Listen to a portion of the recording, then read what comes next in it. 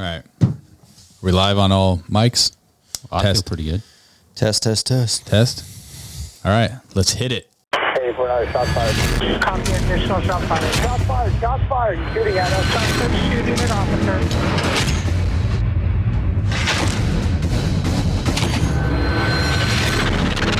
Suspect down. He's at the base of the stairs. White t-shirt, white male. All right, guys. Welcome back to another episode of the Shots Fired podcast. Thanks for joining us again. We brought Mark back to the show.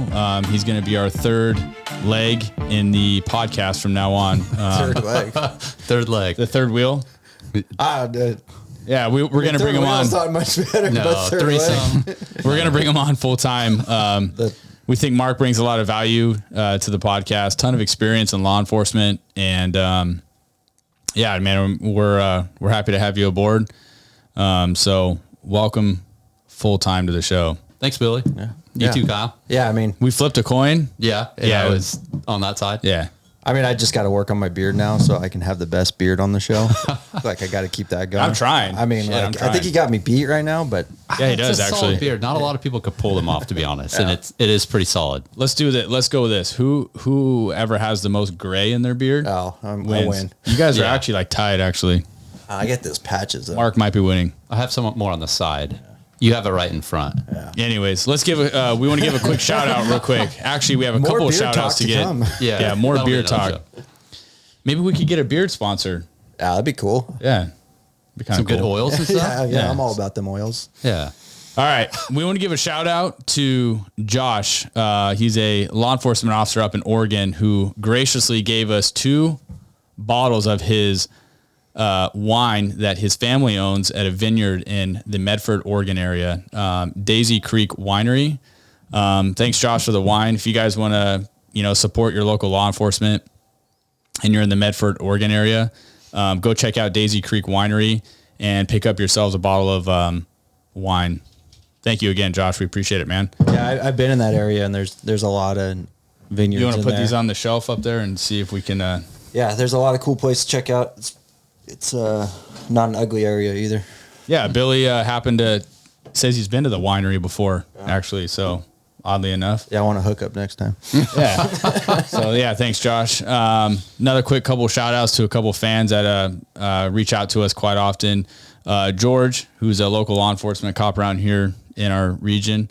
And we want to give another shout out to Ryan from Ohio. So, Ryan, thanks for your support. We really appreciate it, dude. And good luck getting hired at at your Ohio State Troopers. We wish you the best of luck. Yep. So anyways, all right, well, let's kick off the show. Obviously, last time we told you guys that we wanted to do more of just just winging it, Bullshitting. just kind of Shooting bullshitting the with the 3 of us. Yeah. So you guys seem to like that. We got some good feedback from our last show. So again, thank you for that. And thank you for everybody that has subscribed to the channel. All right, so we want to kick it off. Let's start out with some training topics for you guys. Mark has a pretty good story to share about why he had to medically retire due to a training accident at SWAT training. So, Mark, why don't you go ahead and share your story, and then I think all 3 of us can roundtable topics about training and, the importance of it, but B, the importance of like the safety aspect of it. And then I'll talk about some K9 stuff and how I feel like your injury could have been prevented on a handler standpoint. Yeah. That would be good perspective. So ultimately, training, coming from a full-time SWAT team, training is very important. We trained every week. And then every month, a member on the team was assigned to do a specific type of a training day, and that was outlined throughout the whole year. But we also worked with the K9 unit who shared an office with us. In every deployment that we had, we always had a K9 with specific K9s devoted to SWAT that had gone through the schooling. I think it's skids. Mm-hmm. We did operate other K9 dogs and handlers, but they were on a patrol perspective. If a call generated where a K9 responded and then it turned into a SWAT call out or a SWAT incident, then they would be relieved by another SWAT K9. Yeah. Or a dog that's trained. Which is that's typical of a SWAT team that integrates dogs. And we're going to do a K9 training night, in the middle of the night, we went out, and it was between basically like a large exterior search of a suspect. And because it is training, the importance of that, because we are using our real handguns, our real rifles, everybody is checked to make sure you have no live ammo on you. Like, we literally empty all of our gear out, which is a pain, but safety is paramount. Yeah. And then you have multiple people check your stuff, multiple people check your handguns. We don't run the barrels in the handgun, so there is no possibility. Your magazines are out. Real quick, so should Alec Baldwin should have attended this training? If he knew the 4 general principles of handgun safety. Okay. Yeah. Yeah. I'm just throwing it out there. Yeah. Alec Baldwin, if you ever hear this, you should probably take a tip. Go ahead. I think he's gotten many tips. Yeah. And then with our rifles, we'd run a barrel flag in it, make sure that it's clear and safe and everyone's checked.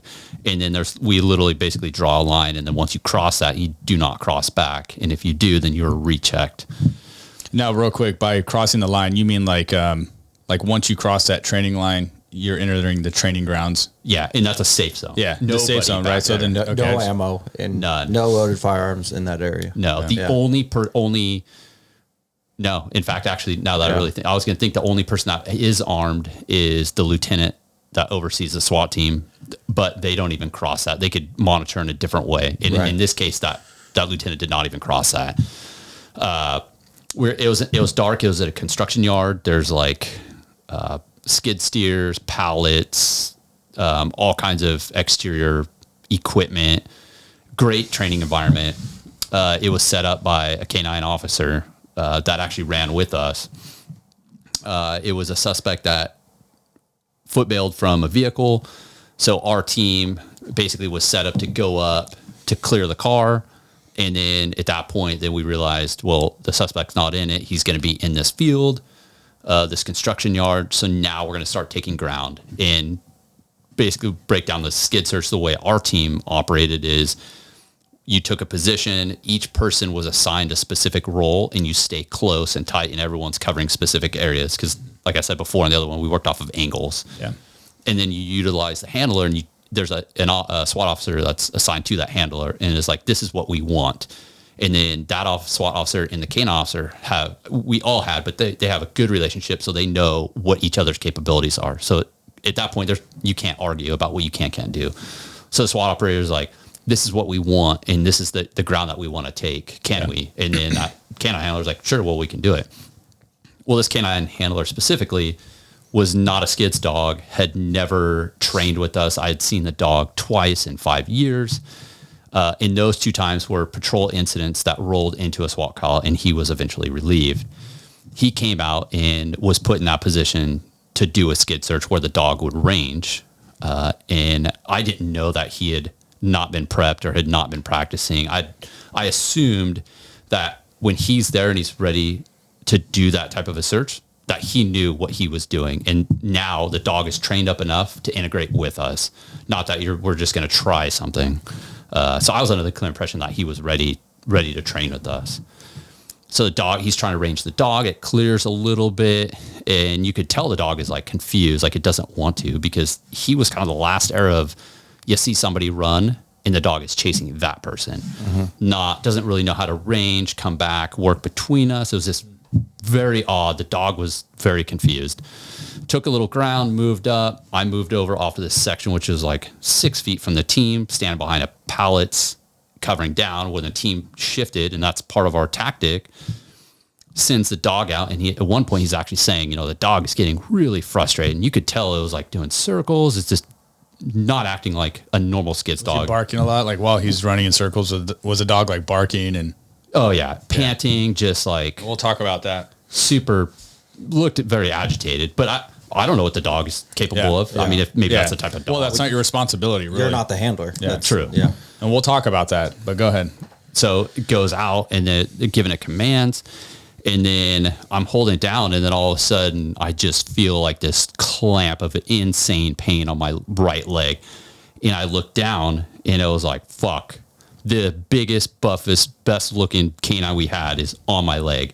And, you know, they covered it. The K9 officers covered it. Like, hey, if you get nipped or if you get bit, like you need to say real bite.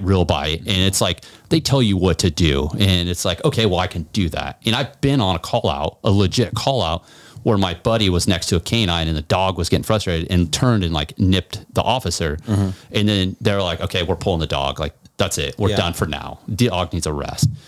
Well, that thing fucking latched on and I was like, real bite. Oh, and like, that was it. Just the most inhuman sound came out of my fucking body. It was, I don't mean to laugh, dude. no, I mean, God damn. it was fucking a roar of pain.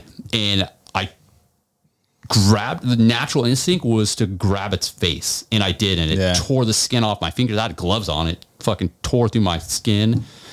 And people think it's like, oh, you should have shot it. Like, grab your gun. Like, fuck no. That was not even an option to grab. Well, you didn't even have ammo in your gun, so. No, but if I would have had, if I would have that's had a good point. You couldn't even shoot him if you wanted to. But if it was loaded, I wouldn't have been able to. Right. Like, just fucking physically couldn't do it. Yeah. And that thing just thrashed me. And then, the team and the handler, like, they responded like they should. Like, they fucking came over. They were like trying to give it commands. It had like the electric e-collar. Yeah. Did nothing. And then at that point, it's like thrashing me, and it was working his way up my leg, and I feel it just fucking ripping. I could hear the sounds in my leg tendons just being fucking ripped, and it was working his way up my ass. And I was like, this thing's gonna rip my nuts off. Like, I'm gonna fucking die right here. And I just like flopped onto this pallet because it just sucked the fucking energy out of me. It was absolutely bizarre. It was the most excruciating.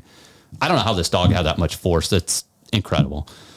And my partner that I've worked with for years grabbed my arm because I was like just starting to like lose it. Right. And then my other buddy grabbed my other side and just like supported me while this thing just fucking thrashed me. And then I do remember at some point, and then they ended up telling me after that, they hung the dog upside down and they couldn't get it off and they're like choking it out. And after the fact, one of the officers was over at another section holding part of the scenario, and they're hearing yells and screams, and they think it's part of the scenario because the guy in the bite suit, you know, when you, I guess they make yell like they're being bit. Well, people are like not communicating like it's a real fucking bite and this dude's getting fucked. So they're over on the other side, not seeing this, thinking, oh, this is part of the scenario. All right, they got the suspect. Like, so their movement's starting to change, but it's real. And eventually they get the dog off, and they said it was on me for like over a minute. Like, that's a long time, dude. Yeah. Like if you start a clock and you, for a minute, that's a long time. Hell yeah. A dog biting you. Yeah. Yeah. It's not only that, like it was fucking terrifying. Yeah. And then they just drop me on the ground. They get the dog away, and then going through like being on our team, part of like the EMT and like our medic evacuation, part of like one of the guys on the team that developed those plans. Like, you listen to the patient. Like, I was like, the first thing I said is get a fucking tourniquet on me. Like, I was so fucking weak, dude. There'd be no way I could have done it. And I mean, maybe a few minutes after, but I was like, get a fucking tourniquet on me. And one of the medics on our team rolls up, and then my other buddy, my partner, like, they cut my pants and they cut it up to my knee, and it's just like meat is gone on the side of my leg, and it was bad enough. My boot had filled with blood. They're like, we're gonna pack this wound. And part of it is like, you could have put a tourniquet on me, but that would have hurt like a motherfucker. But the packing, like actually taking gauze and like hurts too. fucking shove it in my, dude, it was like exploding my leg. Like, I credit the guy. I mean, he stopped my bleeding, like fucking for sure. But like, it was so painful. And I was in and out of conscious. They had stripped my gear off. They were doing like sternum rub and like, fuck, I had no idea. And then I'm like coming through, and I just feel just blood pouring down my leg, coming from my ass. I was like, get a fucking tourniquet on me. Like, I'm bleeding out. And they're like, we're good. Like, and I could see that they're working on my lower leg. I'm like, no, dude, like this dog fucking ripped my ass. Like, he worked his way up. Like, listen to what I'm fucking saying. So they cut my pants up, and they see like the punctures in the blood, and they're like, fuck. But the medic on the team, like, he did an assessment, and he's like, well, it feels like it, but you're not bleeding out. So the tourniquet's not needed. But I was like fucking out of it. The van that was a part of the scenario, they grabbed me and fucking carry me. I don't know who carried me, but they fucking carried me, threw me in the van. And one officer like cradled me and he's like, dude, you're going to be all right. We're going to get you fucking help. And all I thought is like, and then they take off in the van and it's a gravel and just like burning out. And I thought like part of our evac plan is if you can be stabilized, we're waiting for medics. And if you can't be stabilized and you're totally fucked, we're self-transporting. Yeah. And I was in a van. I was like, I am totally fucked because I am getting transported by the guys on the team. Like I am not in a good position. And he's just like talking to me, trying to, in fact, I think it was the same guy during my shooting that showed up. Just fucking, he was there. Really? Yeah, same guy. And just like fucking was holding me because, I mean, they're hauling ass trying to get out of this construction site. And like, I just remember hitting corner after corner after corner. And he's like fucking holding me and just trying to keep me awake. And they get out to the parking lot and pull me out. And then I was like, dude, my hand is fucked. Like, get my glove off. And they're like, everybody's around me like, oh my God, like what the fuck just happened? And I was like, get my fucking glove off, dude. Like, and they're like, you're going to be all right. I'm like, no, get my fucking glove off, dude. Like my hand's fucking fucked. And then they take my glove off and there's like blood everywhere. And they're like, I think they realized like, okay, maybe he got fucked up more than we actually thought. Cause it was dark there. So then they cut all my fucking clothes off, but my little underwear, and it's fucking cold outside in the middle of the night. And like, I go into shock and I'm like fucking shaking. And I talked shit a lot on the team. Like I like to have a good time and talk shit, banter. And I was like, you motherfuckers around me, I'll have sweatshirts on. I'm fucking in my underwear. Like someone give me your fucking sweatshirt, but they wouldn't do it. And some of it was like joking back and forth, like trying to keep me like, and I hear like the medics show up and then they like grab me and fucking take me to the hospital. And it was like, dude, that was the last time I ever put a uniform on. That was it. Still have the fucking cut up clothes and fuck. Damn.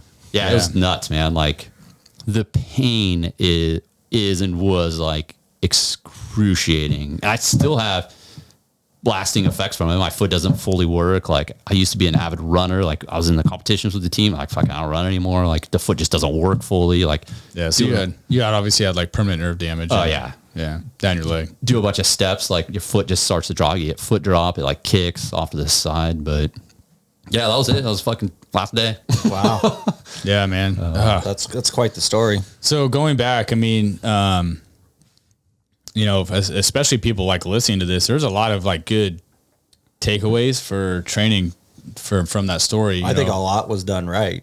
There was a lot was done right, and there was a lot done wrong. Yeah, I mean, like we could sit here and I'm sure we will talk about all the wrong, but it sounds like you guys. Well, you originally talked about making the scene safe, and then we all know that's a relative statement when we do training in law enforcement, but firearm safety is huge. Mm-hmm. So you guys did that just great, phenomenal. Yeah, for sure. And then you guys had plans, and that's any small team has that, especially a SWAT team.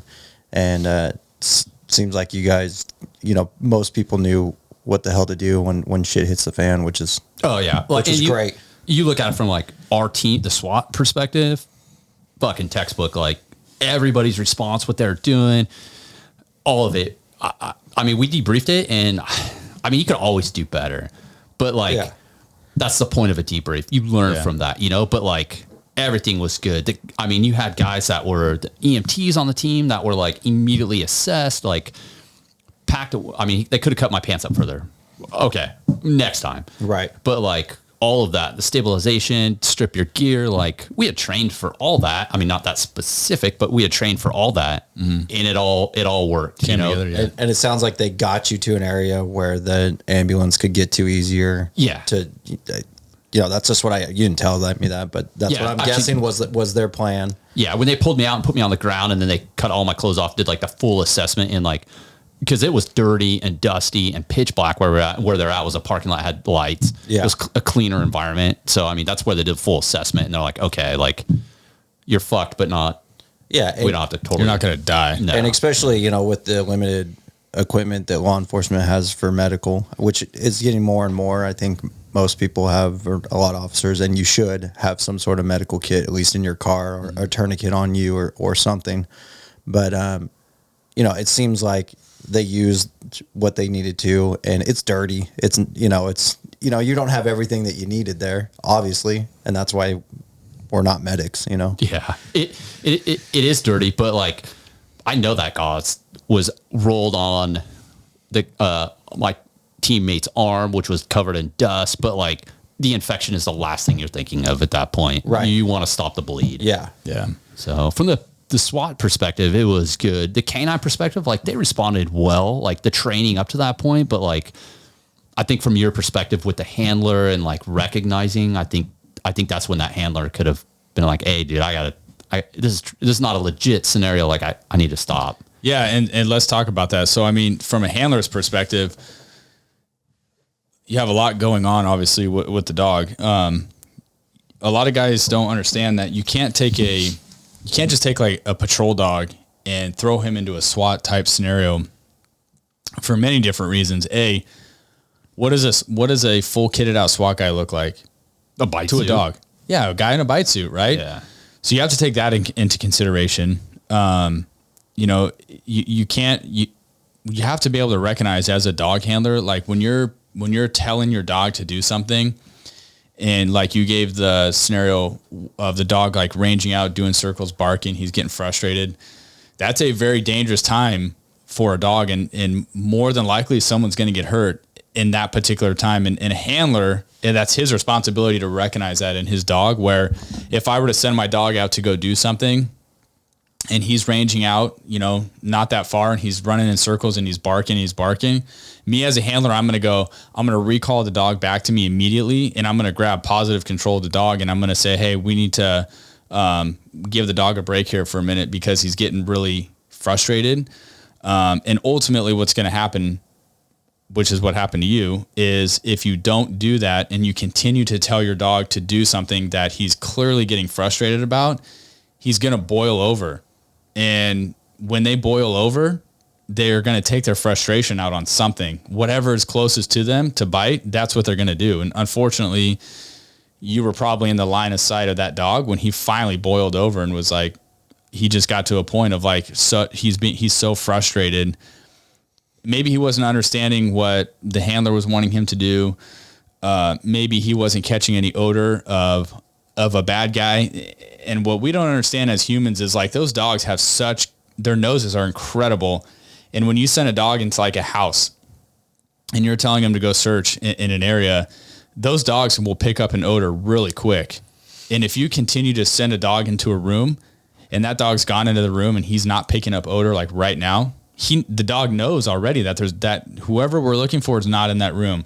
And when you keep telling the dog, go in there, the dog is telling you like, why the fuck am I going in here? Like there's nobody in here. Yeah. He doesn't want to do it. And so as a handler, you have to be able to recognize, like, understand that behavior of a dog in general, but recognize that behavior in your own dog. So when your dog is behaving like that, you don't keep telling it to do what you're already telling it to do. And he's behaving like that. That's when you stop, you recall your dog back to you, like immediately grab a hold of it and walk him out of that scenario or whatever environment that you're in, and cap the dog, put him in a down, let him kind of reset its brain a little bit, and then either bring him back into the scenario or whatever environment that you're in. But to just keep having the dog giving him a command when he's behaving like that, something bad's going to happen like 9 out of 10 times. And that's why I was frustrated in your scenario where you as a SWAT guy who know nothing about dogs recognize that like, hey, it seems like the dog's getting pretty frustrated, but you're thinking, well, maybe that's normal. It's not normal. And it's not up to officers or patrol guys or anybody else that's working around a dog handler to understand a dog's behavior. Like that's not their job. Like your job as a handler is to recognize that. But even as a patrol guy, if you see a behavior like that in a dog and you can see a dog is acting very frustrated and the handler's not recognizing it, probably a good idea to tell the handler or somebody like, hey dude, it seems like the dog's a little frustrated. Like, hey, let's just kind of pause for a minute and let the dog kind of reset. That's a real dangerous worst time to be operating as a handler is when your dog is behaving like that. And it may be in a real world environment where I've had it several times where I'm trying to get my dog to do something. He's not doing it. He's getting frustrated. And I've had accidental bites where an officer got bit. Those are for reasons of cops that are like screaming and yelling out while the dog is out on a search. And you talked about it before where you don't want to do that. Like the number one rule we say in the canine world is don't be the most interesting thing in a search. Meaning when the dog is out searching, you were pretty fucking interesting, I guess. I mean, just standing there. Well, two different circumstances. Your circumstances, dog was just so frustrated and boiled over and bit the first thing in sight, which happened to be you. Don't be the most interesting thing in a search is if the dog is out searching and he's doing his job and he's looking for that bad guy or he's looking for the odor, really. And if you're going to be the guy that's like, maybe you see the suspect before the dog does and you start screaming out like, show me your effing hands or whatever, right? And the dog doesn't have target lock. Curse words. It would say, sir, can you please show me your hands? Oh yeah. No, we would probably. But what I'm saying is like, if you see the bad guy before the dog picks up the odor and you start screaming at the bad guy, which is natural, understand that you now just became the most interesting thing in the search and you just now took all the attention to yourself and you're more than likely going to get bit. Now, I mean, if that happens and you're a dog handler and you have a patrol guy or a cover officer who kind of goes off the rails a little bit and makes himself the most interesting thing, you better get control of the dog immediately because in the back of your head, you should be thinking like my dog's going to go bite my partner. And I had that happen one time in a house. We're searching dog's in odor. And I'm telling the guys like, hey, dog is in odor and he's in a room. And I tell all the patrol guys, don't search anything. It's pause before boots. Don't open doors. Don't open closets. Like let the dog do his thing. Wait for the alert. And then we'll go from there. Well, the dog is in odor in this bedroom and this cop goes in the room and he pops open like a little, it was like a little hideaway, closet in a room. In a wall. It was like a real small door. And what does he do? He pops it open and who's in there? The suspect was in there. And what does he say? Show me your fucking hands. He's yelling. Dog immediately target locks on the officer because he doesn't see the bad guy. And luckily I grabbed him by the tail in time, but he was going to absolutely bite that guy. Yeah. So my point, which is his job at that, like, I mean, like he's doing. Yeah. The dog doesn't differentiate cops and bad guys. Yeah. Like if you're going to make yourself the most interesting thing when the dog is in like the red zone of like, he's in it to win it at that point. But your incidents, it seems like someone else was at fault that's triggering the dog. Mine was, they are, they are. And good. So, and then the handler he recognized it. He just, I don't know why. And maybe he was going to give it 30 more seconds and call it. I don't know. But that was the dog just. Yeah. Understand point. that when your dog's behaving like that, I just want to make it clear, like that is not a time to like, to continue to give your dog commands. That's a time to stop. Like stop right now, call the dog back to you, get control of the dog, put him in a down and let him reset because. Well, people have argued like, well, it's a training environment. Like, well, where are you supposed to try to train? And like, we had covered in the officer that led this training, the K9 officer had covered all the safety procedures. Like we did it with like other dogs and there's no problem. And then this one is like, okay, I'm going to do it. So then I would, if someone wants to say that, then I would pose a question. Well, fuck. Okay. Like let me take a day 2 cop out of the academy and throw him into a SWAT environment and you never fucking do it. That's the thing. You don't do that. Yeah. Right. Like, nor would I expect a day 2 guy to even understand anything about what his job of clearing an area like a SWAT team would. I wouldn't expect that of that guy. Right. So why would you expect that of a dog to put a dog into that type of scenario who's never done it before? It just doesn't make sense. And people think these dogs are robots and they're not. You have to slowly integrate them into a SWAT type environment. Well, he wasn't even, he was set to retire. I think like a month and a half. The handler was not the handler, like from a respectable career, like solid dude all around, whole career. And then just, he lives with it to this day. The last bite he had was a fucking officer and ended his career, I mean, that person being me into my career. And I know he lives with it. And that's a decision that the guy was respectful. Yeah. Had a solid career, shitty decisions. Yeah. And he has to carry that, Yeah. And I think that we all can say we made mistakes in training and everything. Hopefully they haven't resulted in anyone getting hurt, especially someone other than yourself. That's always a big fear. But I think that it's good that like patrol officers or SWAT or specialized teams that are working around dogs a lot. I think it's good that you like go out and seek that training and go to the K9 training too. And I don't know if that's something that your team does or what. I think that most of the time for you guys, the dog's coming to you guys and doing that training. But like patrol guys, the dogs aren't coming out and going to your training. I think for our department, it's once a week they're doing training. Ask your K9 guy, hey, can I come out and just watch training? For me, like I went out and I did K9 training a lot. And I know the first 5 or 6 times I wasn't allowed to do anything. It was just observations, and then worked my way up to actually doing stuff. But and it taught me a lot about what dogs are doing from both sides, because I've worked behind the handler, and I've worked on the other side of the handler where in the bite suits and stuff like that, and you see those dogs and what they're capable of, and I mean, you're in a bite suit and like it still hurts. So like a bite sleeve usually is hard plastic, Can't and bite through it. And it's still, you can get some thrashing stuff, but like a bite suit, it stops the puncturing. You still feel the pressure. But you still feel the pressure. I remember coming back with bruises all up and down my arms, and I was like, I never knew. Like I always thought, oh yeah, it's gonna fucking hurt when these dogs hit you. But after doing that, I was like, I don't want to fucking be on the wrong end of this. No. Yeah. That's why I say, like, so when I was a dog handler, and if you're a dog handler listening, like I had a PowerPoint that I put together myself, and it's every rotation into a briefing, I would bring it and I would show the patrol guys, like, this is how a dog works. This is what my expectation of you is as a patrol guy. And then I would do little scenarios and work the dog around the patrol guys, go do a building search or whatever.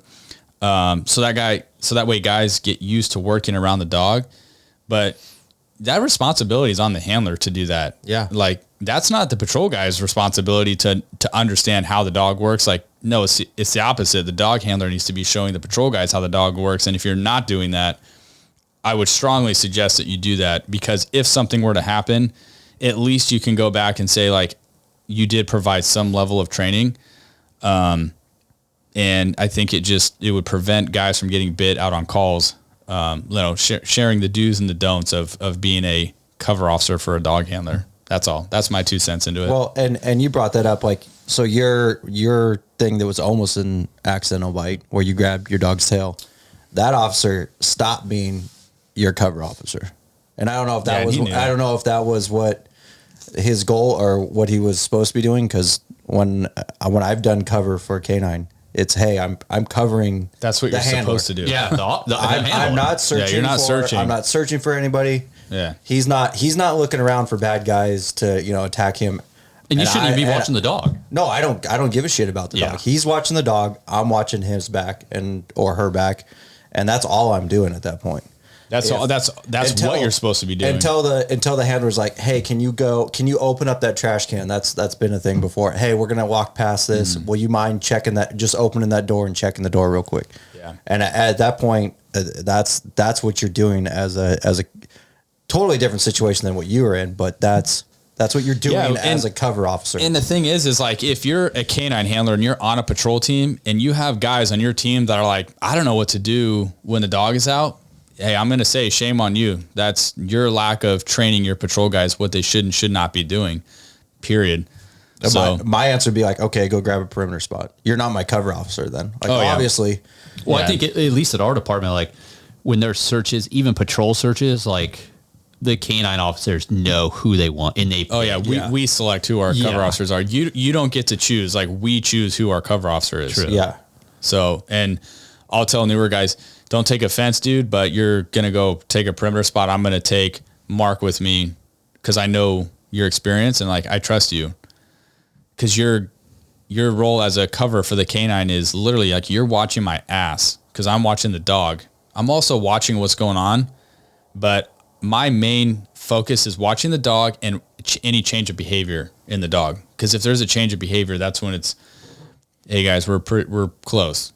Yeah. Right. So that's what my role is. Your role is to make sure I don't get killed. Well, that's hard too. And to have the discipline, I remember when I was new, I went on a search and the handler was like, hey, can you come with me? And honestly, I was new, so that I was probably like the only person available, and start searching. And I was like, fuck man, this dog, this is cool. Like I'm watching and they're like, hey, like, Yeah. you can't watch the dog. Like, you need to know what your role is. And then it's like, oh shit. Okay. Now I know what my responsibility is. And it took like a quick pep talk for it, and unfortunately it was in a backyard where that person made it very clear, like what my responsibility is. But I didn't know that until I got there. I was stoked to be with the K9 and then like to watch it. Yeah. And one last thing to touch on before I did any search as a dog handler, especially if I went and helped out another agency, I would always bring the search team together and I'd say, hey guys, here's what's going to go down. This is how I'm going to do a search on lead, off lead or whatever. If my dog finds and bites somebody, this is what I want you guys to do. And I would run through like what my expectations are of every cover officer that's a part of the search team so that we're all on the same page. Everyone's going to have an understanding if the dog finds and bites somebody, what your role is. I made that very clear before I did every search I did, that I had that discussion with everybody, unless something was actively happening and I couldn't. But I always had that talk so that we're all on the same page. And then that way, if your dog's biting somebody and then you got like 3 cops standing around and they're too afraid to go up and grab the bad guy because they don't want to get bit, you can't have that. So anyways, I mean, again, like if you're a dog handler, like those are things you should be doing routinely. Have that conversation before every search so that you're all on the same page. Yeah. And for the people that are listening, just to clarify that I had never had a negative experience with any other K9s, the officers that set the training. Like we had covered the safety aspect, like all of that start to finish. Like there was no problem. It was just that one officer made that shitty decision to first of all, to do it and then to continue. And that is like, that's when shit happens. Well, and it sounds like to me is, he sounds like that he's seasoned. He knew what he was doing. Oh yeah. From what you were talking about. Yeah. A full law enforcement career. Yeah. And, but you get with, anybody gets with around a SWAT team or, a specialized team, they want to impress them and they want their dog to impress them, whatever it is. And that could have been part of it. I don't know, but it could have been that, hey, I want to show him that my dog can do this. And if I call my dog back and be like, hey, he's fucking stressed out. That's an ego thing. Then dude. it's that ego, like, oh, my dog failed, right? Yeah, he sucks. I can't do it. And well, there's other guys. There's other guys that send their dog and they're in the car and they're like, no, fuck no, I'm not coming out to do this. The dog's not gonna do it. Yeah. Yeah. So, don't have an ego as a dog handler, man. Don't have an ego as a cop. Well, at all, but for sure as a dog handler, like somebody could get seriously hurt. Your case in point, a dog is not something to mess around with and try to impress anybody. Like your dog is either suitable to do the job you're asking him to do or he's not. And if he's not, then don't make him do it because that's when bad things are going to happen. And unfortunately, dude, that's exactly what happened to you. It sucks. Personally, I don't think it should have ever happened, but we could spend forever talking about a lapse in judgment is what we'll say on that. And it is what it is. But it's just unfortunate. That's all. Yeah. Should never have happened for sure. A lot of debriefs after it and a ton of good things. And you talked about right away, like the positive aspects. There was a lot of good stuff that we did. The team members did. Hell yeah. Other K9 officers. Most people don't do all that. And then the debriefs, and it's only improved from there. Right. So, yeah. And you said debrief like 15 times. If you're on a team and you're doing stuff, whatever it is, maybe not everyday mundane training, or maybe so, I don't know how you guys do it, but debrief because, and don't have an ego. Be like, hey, I tripped it up a little bit here, or be like, hey, you should be able to talk to your friends, your partners, and be like, hey, I think it would have been better if you did this. And then them saying, well, this is why I didn't do it. And it gives everyone an understanding of what's going on and makes everyone better. And that's not even, you do an entry where there's a horrible guy in there and, you guys end up fighting him or shooting him or whatever. That scene's going to be contained at some point. Go back and re-walk through it as a team if you can. I know sometimes scenes are frozen and things like that, but if you can, that's always great because you can.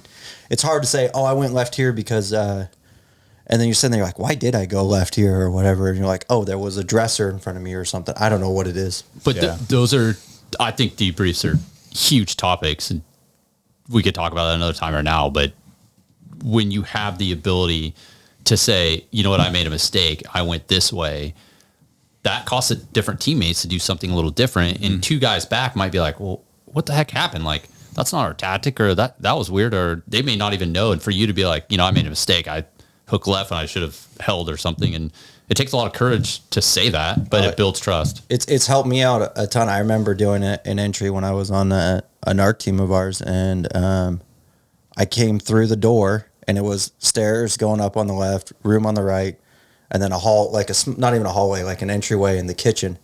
Guy comes out as soon as I made entry, comes out, and then goes back into the kitchen where I can't see him. So I just stopped and started yelling at him. And my partners just said that I could feel him pushing on me, and I'm like, yelling at this guy. And then, I ended up working out okay and everything. But then they're like, hey, motherfucker, move. Yeah. And I was like, oh, fuck. That's like 101. That's like entry 101. Don't stop. Right. Stop, Like I made it 3 feet in and I was just like, fuck. So, again, you don't have an ego too. Cause your partner's like, what the fuck were you thinking? And I was like, well, I saw a guy and he disappeared and I was like, I don't want to go chase him, whatever. Which isn't a bad idea. Well, those guys the options I had was funnel into the room, which way, or back out. Yeah. Not what I did. Stop in the middle. Stop, fatal funnel, whatever you want to call it. I see what you're saying, yeah. But, I had a stairway up here, which I was like, I'm focused on in front of me. And there was enough room that people had, stairway covered and they had the other room covered. But still, I'm sitting there and there's still people sitting outside like. Yeah, they're waiting to go, yeah.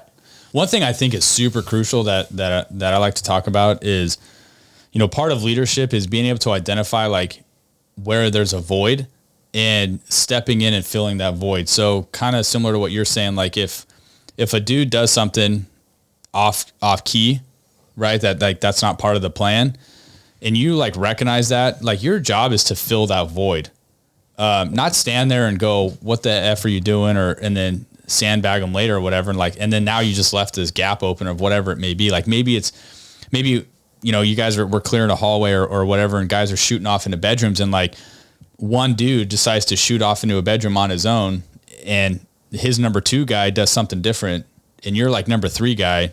Well, obviously I'm not going to let a guy go into a room by himself, right? So if you see a void, fill the void and then come back to your original position, which you were tasked to do when it's all done. And then at the end you can debrief and say hey, dude, what happened? But a lot of times, I'll see people do something that wasn't maybe part of the plan or whatever. And then sometimes guys are hesitant to fill that void because that's not what their role was supposed to be. You have to be able to break outside of that and fill the void when you see a void, and then, and then return back to whatever it is that you were doing. Yeah.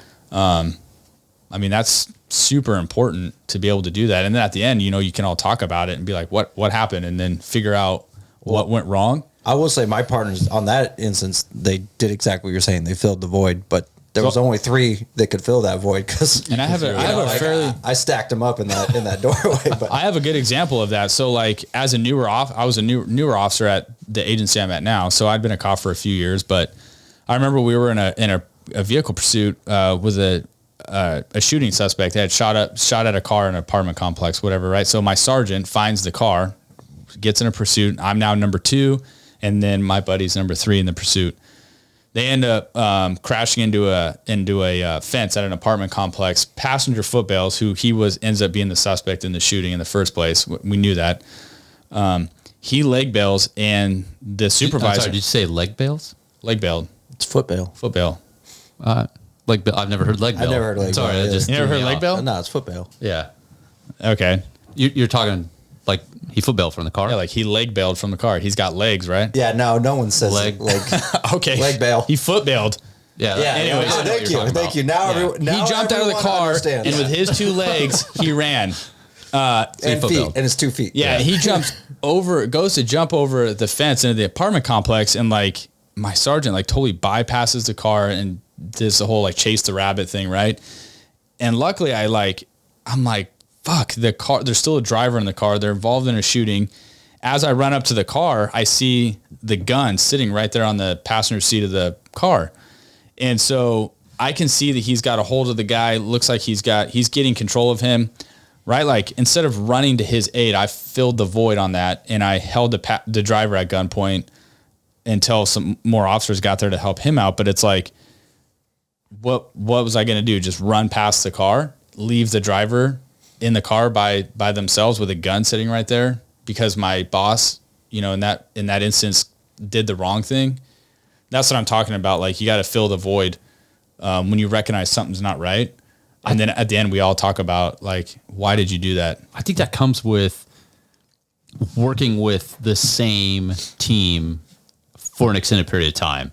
Not if you put 12 cops together in one beat and said, go to work, it is not going to be like that. I think it's going to be really not smooth.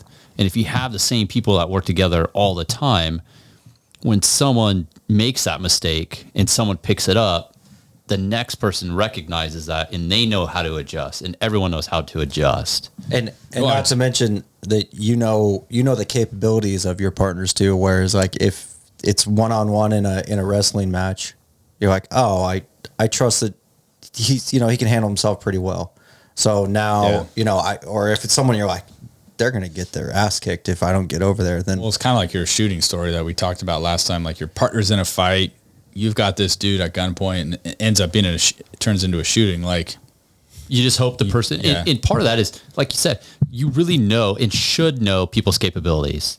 Yeah. And everyone, tall, short, big, different sizes. Everyone has different fast, slow, whatever it is, capabilities, but you got to know what they can do. And if you ride with someone, I think you got to have that conversation of, if I get shot, I want you to, or whatever it is. If the passenger runs, then the passenger leg bails. No, it just doesn't sound right. Yeah. If the passenger foot bails, you go like, you got to have all those discussions. I think. Yeah. No, I agree, dude. And having the discussions of like, hey, you guys got to learn to fill a void if you see it, right? Like if a guy steps out of key, then fill the void. Those are all like conversations that should be being had in like briefings and stuff like that, because that's what makes people better. And sometimes guys and gals don't get to work with teams for that long of a period of time. You gotta like let people know ahead of time, like even brand new on a team, like, hey guys, just so if somebody steps out of whack or out of key or whatever, make sure you're filling the void if you recognize it, and then step back into your original element. And I mean, like we've all worked with those officers that may or may not do things a little less safe. We'll just say, for sure. And you know that guy or that girl, and hey, they're gonna see rabbit run, chase rabbit. Yeah.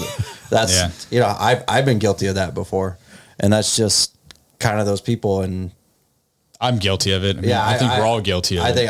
And it goes a whole nother thing is in my department in patrol, I was lucky enough to be able to double up with people a lot.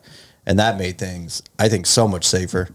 Oh, for sure. Especially where I work, most, if not every single call, except for a straight up cold report, is a two-person call. Two-man call, yeah. So why not have them rolling together? Whereas, you do that vehicle stop, and then all of a sudden, passenger takes off.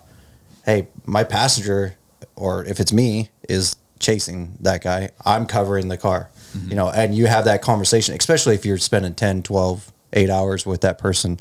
I hope you've had conversations about what you're doing with a partner, especially. You should. Yeah, for sure. If you're doubled up in a car, you guys definitely should be on the same page. Yeah, like, hey, I mean, if anything goes, I'm driving, you're on radio. Yeah. Or you're driving, I'm on radio, whatever it is. Hey, when I'm hitting an intersection in code, I'm clearing the left, you're helping me out on the right. If you see something, yell, whatever it is. Yeah. It makes, I think, a two-man car two-person car, I guess we're doing now, makes everything so much safer. Yeah, and make sure you're on the same page. When you ride with somebody, it's different than having a partner. Like when I say I had a partner, like I had a legit partner, like years I worked with that same person in the car. I'd say, hey, you want to work an overtime shift? They'd work it. Like, Yeah. we went to the SWAT team together. We made entry together. Like, to me, that was like a partner. And I knew his strengths. He knew my strengths, weaknesses. And we had those conversations. It was brainless after that. Yeah. And like, it was so smooth. And other cops would know, like, if something was happening, like they knew what we were doing and how we were doing it. And then same with us, with other people that had partners. And then when you get like, I mean, hands down, a praise to FTOs for taking a new person constantly for a month at a time. Yeah. At least Especially nowadays, I think most departments have trainees nonstop, it seems like. yeah, just the turnover. But you get those guys that ride together and they're paired together. You know, like they're working together today, the shift. That's really hard. Trying to be like, oh, I'm only looking left or right, or do you want to, or can I? Like, I think having a partner is, Yeah. So for me, it was like, you didn't have to pair up, and it wasn't like, hey, you're pairing up with this person. It was like, hey, can I pair up with this guy? And, like you're talking the first few times, hey, figured out our thing, different quirks and what we're trying to do together. And then I think it ended up being over a year where, they're not every day, because sometimes we were short, and then they say, hey, it's one person cars and whatnot. And I understand that. I didn't. There was a time where people wanted to ride together and they're like, nah, we want more cars out there. Then the budget hit in like 2008 and 9. And they're like, now people got to double up, and everyone's like, I don't want to ride with this person. And then it switched back. But Could you imagine? There should never be a forced double up. I don't think so. never. You should never be like, hey, Mark, you're riding with Kyle. And No. you're like, I don't like Kyle. Or like Kyle does think. Not, maybe Could you imagine the dynamics of that? Yeah, maybe it's not that I don't even like Kyle. It's, hey, maybe Kyle and I don't, we're both chasers or something. Yeah. None of us have a level head when something's or whatever Which it is. is true, probably. And it's like, hey, maybe that's not a duo, and you don't need to be forced into it. You should be like, hey, I wanna ride with Kyle. I want to ride with Mark, because You're all, Kyle's a bit of a wild card. Yeah. All right. We want to talk about some training topics and give you guys some training tips. A lot of times I think we all three at least agree that most cops don't get enough adequate training as it relates to our job, our everyday job. Unfortunately in the police world, whether it's funding or staffing or whatever the case may be, there's only a handful of actual mandatory training days that most departments get a year, which obviously I don't think is enough. So we want to give you guys some ways on how to increase your training ability, using everyday things. And, Mark, you brought up a good topic of finding homes or neighborhoods that are being freshly built, like new model homes or whatever, which we use a lot of for K9. But do you want to kick it off with, No. Yeah, I do.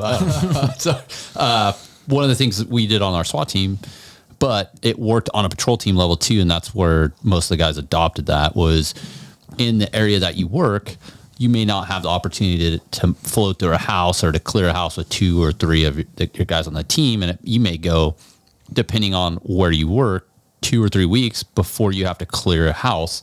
And that's not the time when you want to actually clear a house and figure it out. So I would recommend find new housing developments that are being built and go talk to the superintendent, the sales people that are working. And if they have the model homes already done, they're furnished, that's a house. Walk through that thing with your partner and spend some time in there and really learn the layout of that house and how to move through it and how you would respond to it. And then go to the next house, because there's usually like 4 or 5 model homes. they're all different, yeah. And move through them. and then come through the back door and go that way and just change it up. Have you go first, and then maybe I'll go first, and then we'll do 3 people. And furnished is huge too. I think like if you can find a furnished house, it's a world of different. Oh yeah, because searching a house with nothing in it, you're like, oh, done, clear. Yeah, it's so different. 2 feet in a room, you're done. Yeah, but if that's all you have, I mean, there's still a lot of nothing. Yeah, there's still a lot of value. You can work even on like low lighting conditions. Using your flashlight to clear. So if you had a vacant house, I still think there's some value in using, a vacant house to do some type of room clearing. Like I said, especially if you're a graveyard guy working at night, work on flashlight techniques and, when are you going to illuminate a room and when are you not, and backlighting your partner and all those things. I mean, those are all things I like to work on with my patrol teams. Well, and it brings up, people think, oh, training is, I'm going to this class. I've got, you can look at my resume or whatever it is that you have, and it says, I've done this training, this training, this training. It doesn't have to be a formal training where you get your little bullshit certificate or whatever at the end of it that says that you stayed awake for a PowerPoint. Yeah, for 8 hours. Yeah. Mm-hmm. But, it's you and your partners, your team, your friends, whatever it is. Sometimes off duty, whatever it may be, and doing that and going, hey, come over to my house and, we'll search my house and, we'll go over to your house and search your house or something like that. We do that. And that's huge. It's just, and I know like my department at one point didn't have team policing, where everyone had these different schedules and they were all overlapping. So when you went to work, it wasn't the same guys every day or girls. And you're on these, you would go and you'd be like, oh, well, I worked with this guy the other day, but the next day you're working with this guy. You should have team policing, and you should have a patrol team that you work with on a regular basis. That is huge, I think. Yeah, for sure. I agree. But yeah, that's a great idea. And that was something we did on our K9 team, was go to these new housing developments, and even ones that weren't furnished or maybe didn't even have drywall. I mean, we would somehow be able to incorporate some type of level of training into it, which I think is a great idea. I've never had anybody say no by going to a developer and asking them to either for a key or whatever. And really, I mean, you're kind of doing them a favor too, because you're preventing people from breaking into their, model homes or stealing stuff or whatever. So the new housing development thing's a great idea. Schools are also good at night when there's no one there, because schools, yeah, it's not always a building search that we're doing. There's open field searches. There's all kinds of different searching that we do, and hopefully you'd have a K9 if you're doing a bigger search, but still, you might not. Well, schools, that's a good topic, because hopefully not, but if there is a shooter and you're going and you happen to find the stimulus where that person is, and hopefully you pin that person down, and you're asking for help and you're relaying where you are, most cops are not going to know where you are in that school. No. Schools are complicated. They're confusing. They don't make any sense. And how am I going to get to you? Mm-hmm. So if you could walk a school with your team a few times, and I mean, you could do community engagement with kids, just start walking around and then kind of learn the layout of the school. Yeah. I'm by A building. Well, what the fuck is A building? Yeah. I think that if you work a district a lot or an area a lot, you should know where the schools are, obviously. Hospitals, other things that are bigger targets and stuff like that, and walk through them, like you were saying, know them. You don't need to know them like the back of your hand, because in a lot of places you just can't. And I say, if you're a graveyard guy, man, I would take the opportunity of some downtime in the middle of the night. If you have it, dude, go grab a partner and go walk that stuff at nighttime, because at nighttime it's going to look so different than daytime. And you may not have the active shooter in the middle of the night, but you may, get someone that runs from you or whatever. You may be looking for somebody on a school campus in the middle of the night, which happens a lot. I would say go check that stuff out at nighttime. Go walk the campus with your partner during some downtime and just get a layout of it, the lighting and everything. And then there's a lot of neighborhoods that are subdivision type neighborhoods where there's only like 5 or 6 houses in those subdivisions too. Mm-hmm. So if you have areas like that, and I don't really recall having too many like that, but apartments and stuff like that, I know I've gone through apartments and I'm like, okay, it's either this way or this way, right? And you can pretty much figure that out from the front door. I've been in that apartment 10 times. I think whoever designed apartments or to get an apartment complex designed and you take the plans, part of that stamp off where they're like, hey, this is a good deal is how do we make this confusing? I knew you were going to say that. This looks great. Let's I knew it. Twist stuff and make no sense and done. Stamp. Approved. Yeah. It is totally fucked. Even the people that live there don't know how to get that. And in fact, a guy in our academy moved from out of state. He was only here for like 2 or 3 days, drove to the academy, had no idea how to get back to his apartment. Oh my God. Yeah. Seriously. Could not get back to his apartment. And back then, phones didn't have maps. Like he drove around, he said, for hours until he found his apartment. Legitimately. I'll tell you who after. Yeah. That's crazy. Yeah, I believe it. That was a big factor in like my first shooting I was in, like just such a confusing layout of this apartment complex and not knowing where this target apartment was. I mean, that ended up being bad for us, but you can never rely on the numbering system. I will tell you that.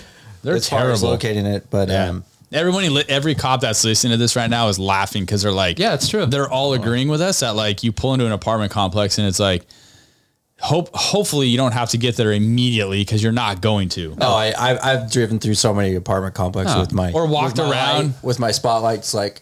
What's the number on that wall? You're like, oh, it's at the front. It's you've got a board, drew maps on it, put little like trinkets of buildings, all nice, fake trees and grass, and then you go to bring it in to show your boss, and you trip and you drop them, and then you're like, shit, I got to get them back on. And you're like, here it is. Yeah. Like, that's great. Yeah. Yeah, you're like walking around, you're like, oh shit, it's not on this side of the building. So then you walk all the way around to the other. You're like, it should be on the other side of the building. You walk around and it's like, you're missing the number of the apartment you're looking for. It's like, you're looking for apartment 4 and it's like, 1, 2, 5. You're like, fuck. And the map at the gate is even more confusing. It's like, so true. I'm here, but no. I know. That's funny. Yeah, no, that's true. That's true everywhere. But I mean that you talked about your shooting and stuff like that.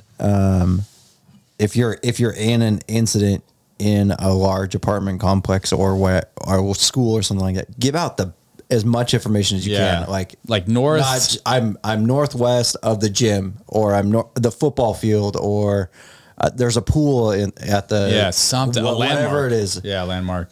Give that out. It's building 10, and try and know that when you're walking up to the mundane call, the report call. Recognize those things because that's when shit's gonna hit the fan. Or if your department has maps in the cars, and you're like, hey, map my car. Or you're like, map my car and I'm 3 buildings to the east. Like, because naturally people go to the car. Have you guys ever got into like a vehicle chase or a foot pursuit or whatever? No, never. And you catch the guy and they're like, where are you? And you're like, I have no idea. Oh, you're like, map me. Yeah. I've done that several times. I had a guy in training. I had one like that. That's even worse. No clue. I was like, I have no idea where I'm at right now. Like, you're going to have to map me. I chased a guy in a backyard and was fighting him. The homeowner came out, asked if I needed help. And I was like, fuck yeah, I need help. And my partner's like, not my partner, sorry. Responding officer was like, where are you? And I'm like, this is where I'm at. And he ended up being on the other side of the fence in an alley, 1 house down, but could not find me. I'm like, you're like, dude, why are you not understanding? But like my communication was confusing to him. Yeah. Yeah. I've had homeowners come out and, sitting there watching or whatever. And then usually I would have someone in custody or whatever, or still struggling with somebody. I'd be like, what's your address? Yes. Yeah. Oh yeah. And then I would just at some time, what street am I on? You're like, what street is this? I've had that. Like, hey, where am I? Mm-hmm. And usually they'd tell me. I'm pretty sure someone told me the wrong address once, but that's a whole other story. Yeah. If a cop just appeared in my yard and is like out of breath, struggling with someone, and is like, hey, what's your address? I'd be like, holy fuck, this dude he must have ran some distance. Like, he doesn't know where he's at. Yeah. So I guess that's important, is really know where you're at. Yeah. Yeah. Sometimes, dude, when you say map me, most of the time it's going to be your car. It's my car. Yeah. So if you're on foot, you're screwed. And then you can be like, okay, I ran north from my car and then I went east through a field and I came to I went through 2 streets, or I went through 2 houses or something like that. I don't know. Like, the best you can. Sometimes that's all you got. Well, that's having a partner's great because they can like kind of communicate and stay there with you. Yeah. So since we're on the topic of training and that scenario of like kind of not knowing where you are, one day for a K9 training, I went to this neighborhood and I literally knocked on like so many houses, dude. And I got the buy-in of all the homeowners to set up like a real life training scenario where like nobody else knew where we were going to do this scenario. They didn't know what the scenario was going to be, but I got the buy-in of all the homeowners to do like a mock foot chase, yard to yard search. And it was actually really cool. I mean, it was an all day event. It took a lot of preparation to contact all the homeowners. Like, hey, can we use your backyard? Search your backyard. Make sure they don't have any animals and stuff like that. But I got it all put together and it ended up being a really good training day. I mean, maybe once a year, if somebody can put something like that together, if you're on a specialized team or whatever, go to a neighborhood that, is friendly to law enforcement and, put together like a real world scenario using real houses and backyards. And it ended up being like a really cool training. And at the very end of this training, there happened to be a vacant house on this block. So obviously the handlers and officers that I put through this training, they didn't know that. And so they had to actually physically search these houses, contact the homeowners, ask them for permission to search their backyards, ask if they had any animals and go through the whole thing. Right. So it was pretty cool. And at the very end of it, obviously unbeknownst to them, the bad guy was hiding in a vacant house that was on this block. With the bite suit on? Yeah, he had a bite suit on, but then like I set up a gun at the sliding glass door of this vacant house, right? Where hopefully they saw the gun and it was like, okay, do we pump the brakes and slow this down? Maybe this might be a SWAT call now. Now you have a firearm involved. One guy ran this scenario and stepped on the gun. I'm not shitting you. He stepped on the gun. Didn't even know that there was a gun there. Continued on with the search in the house, found the guy and whatever. I'm like, hey, come outside, dude. Let me show you something. I show him the gun. I'm like, you were standing on it. Didn't even know.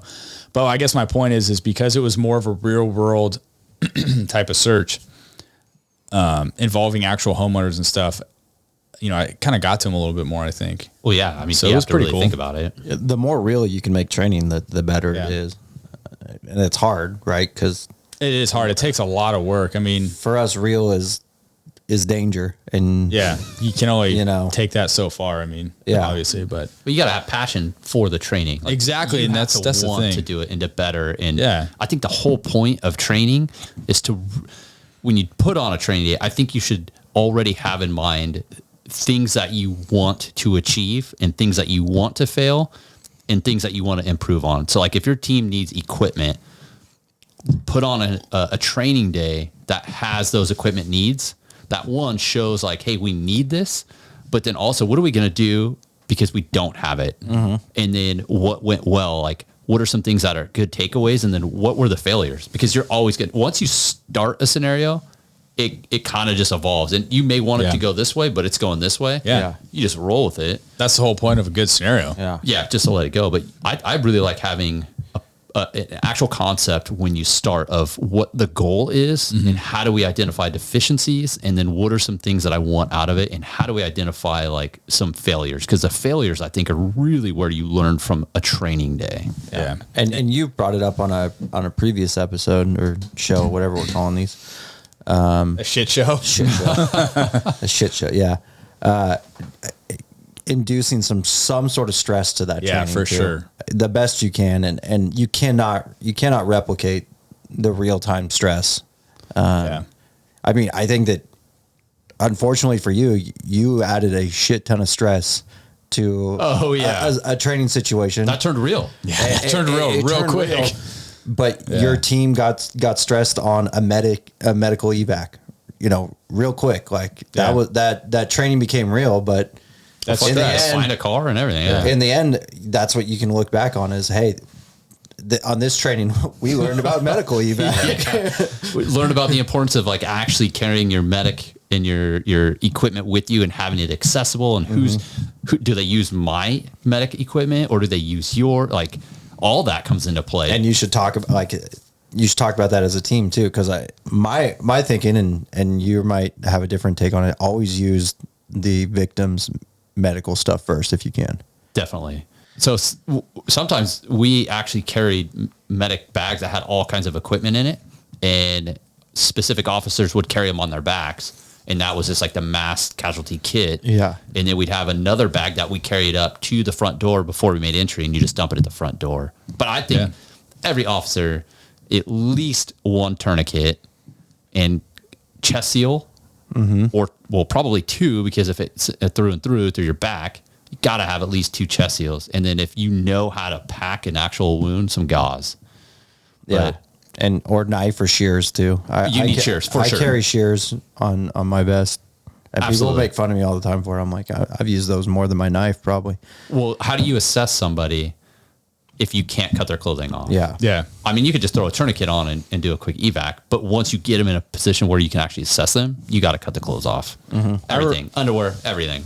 I think we talked about. I think we talked about. Really? Yeah. For Billy, if you have to cut his underwear off, prepare to cut a thong off. Yeah. Yeah. Oh, he's not wearing anything today. Yeah. We have an officer that doesn't work for us anymore, but he legit freeballed it. Like, did not wear underwear, and like he was in an OIS. Yeah, I'm not going to get into that, but No, please do.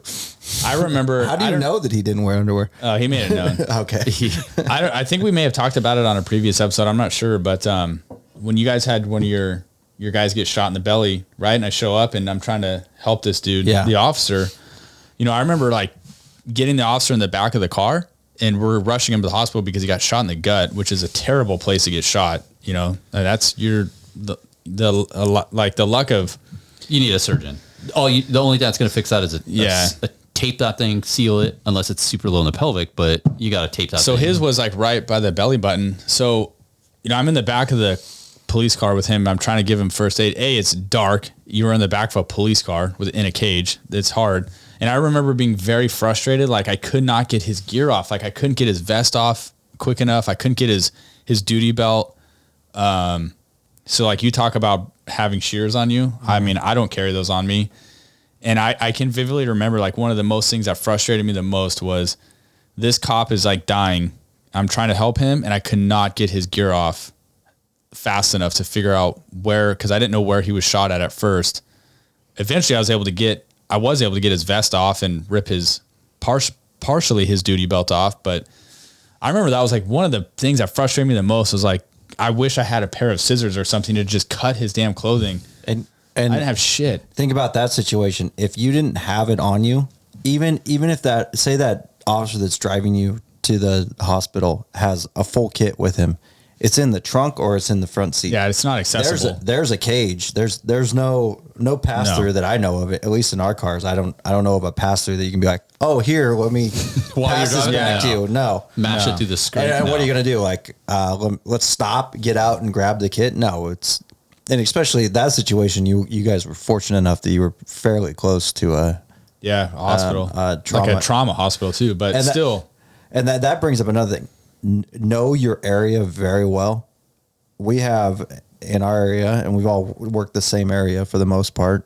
We have a lot of hospitals. Yeah. Several are not trauma hospitals. And when it comes down to what officers are going to be involved in and needing medical attention, I would say 99% of the time it's going to be trauma related. And here's the thing, like if you're transporting an officer in a car, it's trauma. Yeah. You got to know where that trauma hosptal is because everyone thinks he did. Like it was another sergeant that drove us. Like he was money, dude. Like he knew exactly where to go. But I think we like to think to ourselves like that's the likelihood of that happening to one of us. Like having to do an officer rescue is probably not going to happen to you. And then, but until it actually happens, well, I mean, I'm not going to say like I was caught off guard by it because, you know, I think I'm prepared for something like that. But as far as having the right equipment and shit on me, like I wasn't, because that was one of the things I was so frustrated. It was like trying to get his shit off and I couldn't because I had no way of like cutting it off. And sometimes it's not, I mean, for a patrol guy, you're not going to have a full kit probably on you. No, but for me, when I worked patrol, I had on my seat on a carabiner, I had a kit, and if it was something I could grab it, I could hook it onto my belt, I could hook it onto whatever. And if I don't need it, I don't need it. But at least have a purpose for why you have the gear or equipment that you have. Yeah. And know how to use it. Yes. Especially with your offhand. If it's a tourniquet and your normal dominant hand gets injured, like how are you going to manipulate your non-dominant? And then if you work in a dark environment, like you said, how are you going to be able to see? Dude, it was tough. I'm trying to hold a flashlight. I'm trying to like do first aid on him, rip his uniform off. Like it was very hard and it was frustrating. And then when you talk about self-rescue or self-medical, equipment placement is huge too.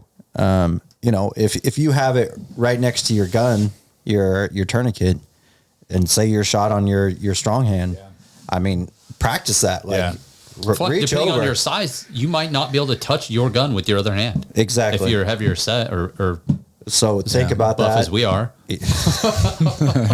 I can reach all Flex the way. off. Yeah. But you know, that's important. The things that you know that you're going to need no matter what. Yeah. Have those accessible from each hand. And I would the go best you can. I would just go as far as to say, like, I would challenge cops to like run a scenario where like you're having to throw another officer in the back of a patrol car in a caged car environment and do some type of like first aid, you know, just to get the feel of it, because you're not in like a wide open area, like where we train or practice or whatever. Like you're in a very confined area. Your movements are super limited, you know, and like my circumstance, pitch black, you know, so it was, I had never, I'm not going to lie. I had never practiced that before. I had never practiced that in the back of a patrol car. And look, if we're going to be transporting an officer who's been shot, stabbed, whatever, if he's critically wounded to a hospital, you're going to be in the back of a patrol car, right? Yeah. Most times. Oh yeah. So why not practice that? I mean, everyone should do that. I had never practiced that before until it actually happened. And what are the odds of that even actually happening? To me, it's 0 or 100, dude. Like a lot of people throw out statistics like, oh, that's like 1% chance of that ever happening to you in your career.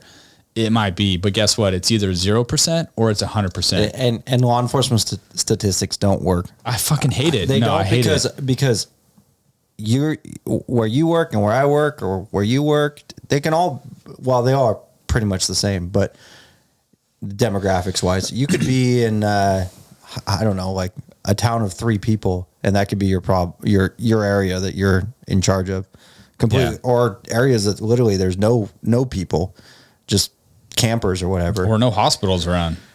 Whole different issues.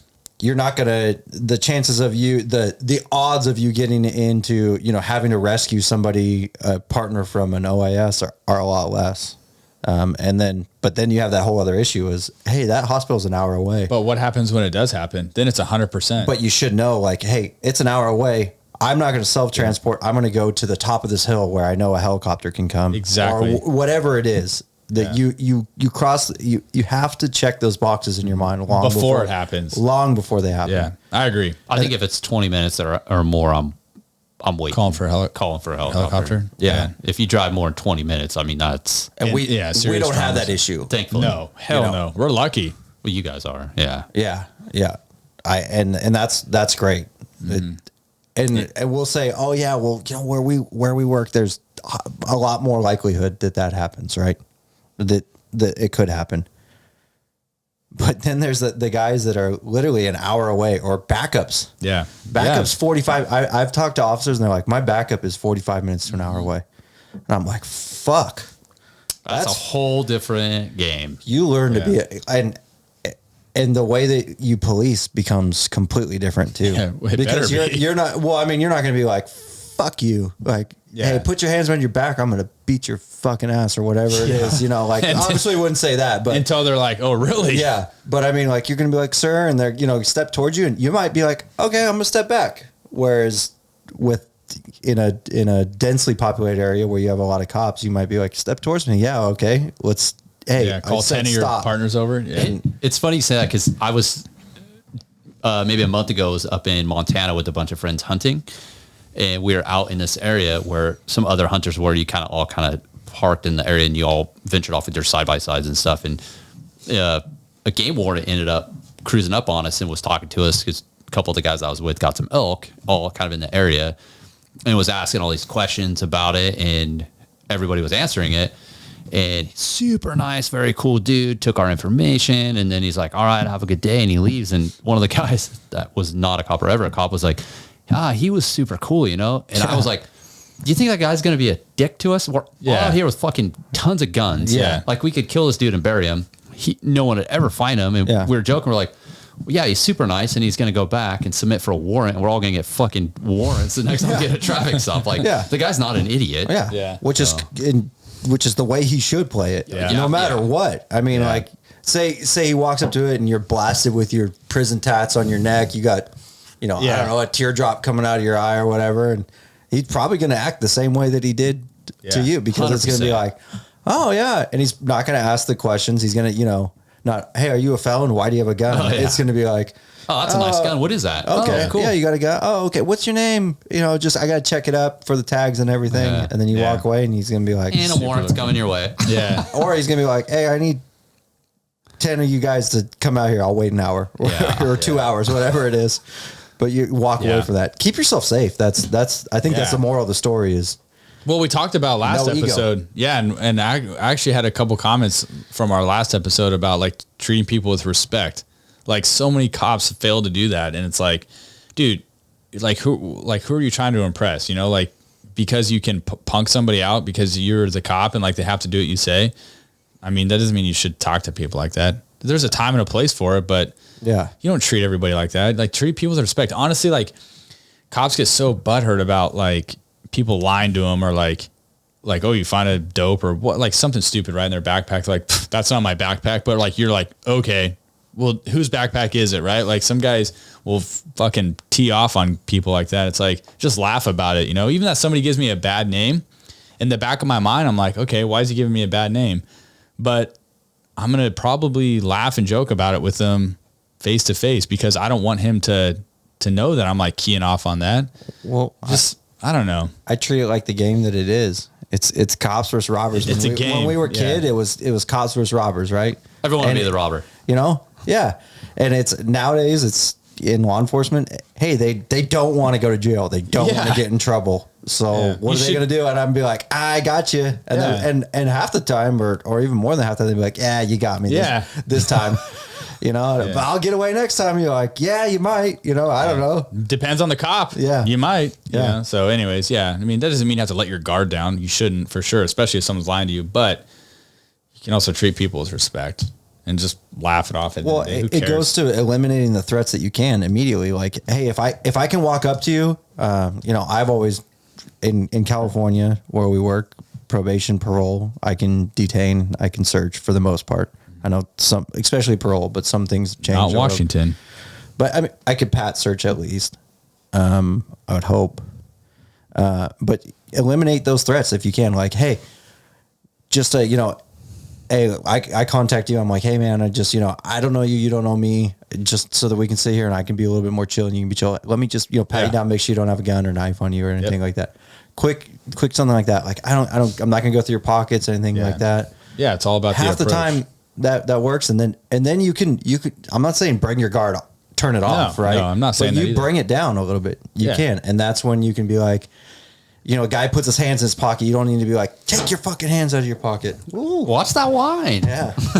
Watch that vino. But, you don't have to be like, take your fucking hands out of your pocket. Be like, you can sit there and have a relaxed conversation. Because a lot of the times I'm guilty of it. I'll be talking to somebody and stick my hands in my pocket or whatever, nervous, whatever it is. And that's what they're doing. It's not, they're trying to reach for a weapon, and if they're doing that, use it in your behavior, in your advantage too. Being like, hey, since you want to keep putting your hands in your pocket just to make everything a little bit safer, you mind if I just pat down or maybe even search your pockets? Yeah. If you can get to that. Yeah. That's a consent search. Done. Dude, that's why knowing what you can and can't do is crucial in this job. No case law, know what you can and can't do. There's a buddy of mine switched from my agency, moved to Michigan, got a job there working patrol at the FTO, does a traffic stop. This FTO goes back, it's kind of just observing, takes him out of the car, pats him down, starts emptying his pockets, and the FTO comes up after he detained him in the car. He's like, wow, man, did he just let you go through his pockets and everything? Like, he just consented to all that? And he's like, well, no, he's on probation. And he's like, oh, this is Michigan. Like, you can't search on probation here. And he's like, oh my God, you can't. Yeah. He's like, here, take this gun and put it back in your pocket. He's like, get out of here. Put it back in your pocket, sir. all right. So here in the run along. city I work at, you can't search when people are on probation. Yeah, that's like Washington. Yeah, like it's you can't do that. interesting. Yeah, And that's weird to me. that's super weird. I mean, For him too. Yeah. Yeah, Like, obviously. I could never imagine that. Like, because I pulled over people like, you on probation, parole? And they'd be like, yeah, cool, step out. Yeah. Click, done. Like, it could be 80-year-old grandma. Like, yeah, I'm detaining you. Like, I will. If you can detain somebody legally, you should do it. yeah, you should. Safer. Yeah, just articulate And explain to them though before. Yeah. Be like, hey, look, it's just safer for you, safer for me. And sometimes be like, oh, you guys are just gonna, sometimes they're like, oh, cops are just killing people left and right. Be like, hey, cops are not killing people in handcuffs. So for the most part, we're not shooting people in handcuffs. So let me put you in handcuffs, Yeah. Yeah. And play that game, play a little back. Like, yeah, you can your ego can take a step back and be like, okay, like you want to say all cops are killing people left and right. Okay. Well, hey, let me put you in handcuffs and then, everyone's safe, right? Yeah. Yeah. Yeah. Or let me hold on to your cell phone because we always shoot people with cell phones, whatever it is. Yeah. Use those things. Should. We don't really, but yeah, no, I mean, those It's are all perception though. Yeah. Like we deal off of perception and what people think, and whether it's true or not doesn't matter. Yeah. It shouldn't matter. Yeah. Yeah, no, I agree. We have to adapt to what the people think. And if they're thinking that we're out to harm them, then we have to adjust it. You got to be a good people person to be a good street cop. Like you got to play off of like who you're dealing with and like get down on their level. Just all depends on, you have to like recognize who you're dealing with and like be able to kind of adapt to their environment. I've seen that go bad though. I've seen officers trying to get down on their level. And well, don't like, sound stupid. Yeah. But like, if like, go down to your level that you think it like knowledge wise is of their level, you know. Don't like being like, oh, I'm from the streets too or whatever. Like, no, I don't mean like that. I've seen it. I've seen people. No, I have. I've definitely seen that. I mean, like, I think you just play cool, dude. Just play it cool, downplay things if you can, but in the back of your mind or in the back of your head, like have the plan for like a leg chase or something. Just be ready for that leg chase. Yeah, that leg bail. Leg bail. Yeah, leg bail. I'll get it. Is it legs or? I can't believe you guys have never heard of that. I've never heard of that. I hope somebody leaves a comment. Like if you've ever heard of the term leg bail, please, for my sake, just throw it out there. Zero comment. But I don't mean like, don't try to act like somebody you're not. Just be cool, dude. Like be you, if anything, I guess is what I'm trying to say. Just be natural. So anyways, those are some great training ideas and tips, topics for you guys. Maybe you'll take if you're listening and heard one of those training ideas, like take it, run with it, take your team out there, apply it. We challenge you, like we give you these things, like go out and apply it now. Yeah. And then I also want to bring up like your pre-op planning, especially if you're on a large team or something like that. Have a pre-op plan, or if you have the ability to, like if it doesn't have to be a team, it can be, hey, we have this downtime in patrol. We're gonna go do this probation search at this guy's house because he's a bad person, and we can. I like that, and we can. Yeah. Say, hey, okay, here's what we're gonna do. Here's what I'm gonna do. Here's what you're gonna do. If it goes bad, this is what we're gonna fall out. We're gonna keep containment of the house, or hey, we're gonna, if we make it inside and we know he's in a room, we're gonna stay in the house. Whatever it is, knowing that nearest hospital, talking about it. Yeah, that's crucial. Having an evac plan if something goes bad, and like you guys said, if it's crucial, we're taking you. If it's not, we're gonna call for a medic. And when we do pre-plans, like whatever, like I will look everybody in the face, be like, do you understand the plan? Yes. Do you understand the plan? Yes. And if somebody says no, what part of the plan don't you understand? And explain it to them. If you bypass that and someone doesn't want to raise their hand because they're like too ashamed to say, I don't get the plan, that could be problematic. I make a point to like ask everybody if you understand the plan or not. And that's a different thing. Is it's coming from you as a sergeant? Well, no, even as a dog handler, I was doing that. But even as a dog handler, you're a leader that a lot of those people look up to, right? And if you're like, do you understand the plan? You're gonna be like, yeah, I understand. Then you're gonna ask your buddy, what was my assignment? You're gonna be like, what am Sir, I doing? I don't understand the plan. What fucking part of the plan don't you? No, I don't mean like, don't be a dickhead, but it is important though. Like what you said, that's pretty freaking crucial. And I would go to say like, if a team like your team or a dope team, whatever, has like a pre-planned event and they have a pre-op put together and they all know what the plan is. And like, there were so many times that as a dog handler, they'd like hit me up after they did the pre-op briefing and they'd be like, hey dude, we need you for this plan or whatever. Like, they already did the briefing. I would be like, well, no, I'm not doing it. I'm not just going to like fly into this plan without knowing anything about, do the guys know what my role is? Do I know what my role is? Like, I don't like that at all. I'm either a part of that briefing or I'm not in it at all. No, because I mean, and then you can bring in. I've had times where we had undercovers or plainclothes officers and everything. And if you're not there during briefing, I don't care if you're 2 minutes late and you weren't there. You're not in it. You're gone. Yeah, you're out of the fucking plan. And our every plan is assessed like until we get that guy out or whatever. Then it's hey, okay, now we can bring we're calling cavalry anyway, but in the meantime, we're taking that's under control, and then it moves on from there. But yeah, I agree, dude. It happened in I can't. Was it Florida or something? I think it was Texas or Florida where those a lieutenant came up to, and he was lieutenant of the team, and he rolls up and it got out of control. People had guns out. Sure enough, the UC had a gun out, and lieutenant crashed on the car with the other people like they were supposed to, but the lieutenant didn't know. He wasn't there for the pre-op. Didn't know what the UC was wearing or undercover was wearing, or didn't know him that well. I don't know. Oh, sees a gun. Shot him. Sees a gun. Shot him like 5 times.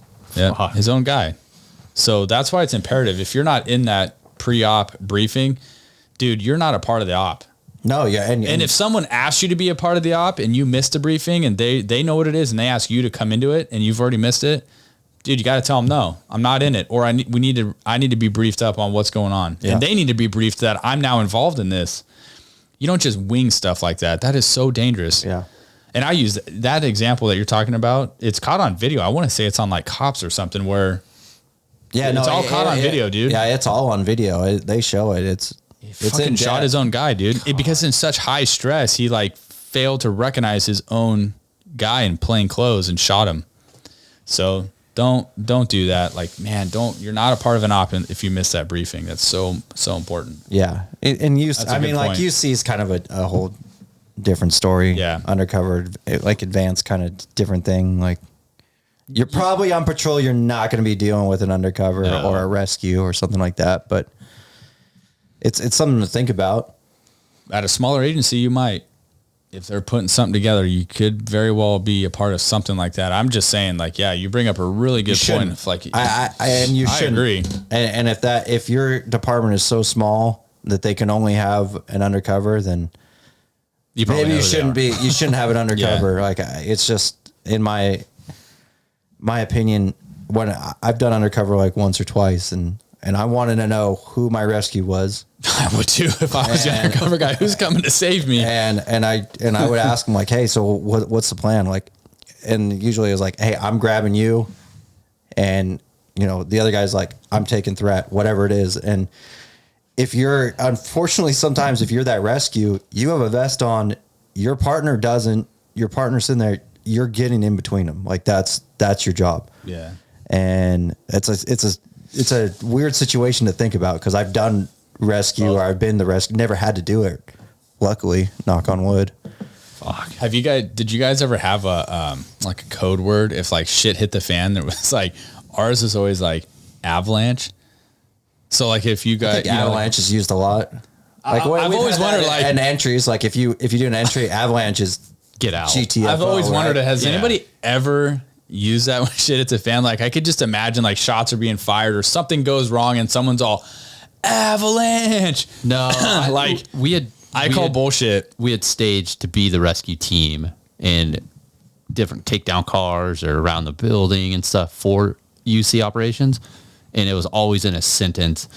and you'd use like the top, I'm not drinking Starbucks right now, or sorry, there was always something that. But I'm saying like you're doing entry into a house and like shit goes bad, like rounds are being fired or something goes bad. Like there's that one word where like you're supposed to say and everyone bugs out. Ours it's is like avalanche, and we had it's like avalanche, right? Yeah, so I guess everyone uses avalanche too. Yeah. Has anybody ever used it? Like, has anybody actually said avalanche? Yeah, the team had actually used it on a real entry into a bedroom. They found some type of explosives, and they said avalanche. It was the last room, thankfully, so the house was clear. But they're like, "Hey, avalanche!" Like, that's crazy. We gotta go. And then everyone's like, "Fuck!" And then you do your reverse movements out, and then it's like, "Well, what the fuck was going on?" Yeah. Well, I guess we all have the same code word. Anyways, super code. Yeah. That's for like an immediate bug out. That's just like a verbal for everyone. Like, you get the hell out. Takedown codes are totally different. You're not going to know what it is. Yeah. No, anyways. All right. Well, do you guys want to wrap it up? I mean, I thought that was a great conversation on training and giving some tips on, even on small teams, you can apply those training tips and go out and apply them. And, if you only have a couple guys on a patrol squad or whatever, like you can use those training techniques. I really like the model homes one. I mean, because those pop up everywhere. Like what an easy way to get access to a house to work on several different things: room clearing, angles, lighting, all of that. So it was good. And get with if you're a patrol person, get with your tactical guys, your SWAT team, or if it's an ancillary where they're on your patrol or they're on your shift, or if they're full time, be like, hey, how can we clear this room? And they're going to be like, okay, it's 6 of you, and you're gonna be like, no, it's 2 of us. Like, go through it with 2 or 3, because most of the time it's 2 or 3. I would hope you could get 3, but train realistic. Yeah, don't train outside of like your means of what you operate with, because then it becomes unrealistic. You got to train what's realistic. Yeah, and have those guys walk you through it and have them make fun of you and be like, what the fuck were you thinking? Like, what are you doing? Like, that's an environment to learn. Mess up. Mm-hmm. Yeah, go out and make mistakes in training, because when it comes down to it, you don't want to make that mistake, because in real life. The steps to do it are, you can do it in an open field for all. You can be like, hey, there's a box here.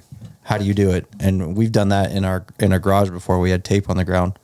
Yeah. Because once you're in, I would hope that after doing it for a certain amount of time, you know how to address couches and beds and things like that. Yeah. So yeah, that helps to practice it. But if you don't have it, just hit a corner somewhere. I don't know. The corner of a house or the corner of a building can be a door. Yeah. If you treat it that way. Mm-hmm. Yeah, for sure. Yep.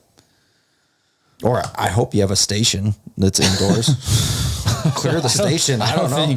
I don't think we're dealing with station. Sounds nice. Yeah. If you're a cop and don't have a station indoors, you should probably go lateral somewhere else. Yeah. Go work somewhere else. Anyways. All right. Well, shoot. Anything else? No. You have anything? Be safe. Yeah. Yeah. Be safe, guys. Thanks again for tuning in. Honestly, we seriously appreciate it. If you're listening on iTunes or an podcast app, give us a rating on iTunes. If you're listening on YouTube, we appreciate it. If you like it, please, obviously subscribe. Share it with a friend too. If you guys think there's value in what you're listening to, then share it with a friend. But until then, I guess we'll see you all next time. Later. Shot fired. Copy, additional shot fired. Shot fired. Shot fired. Shooting at us. Suspect shooting an officer.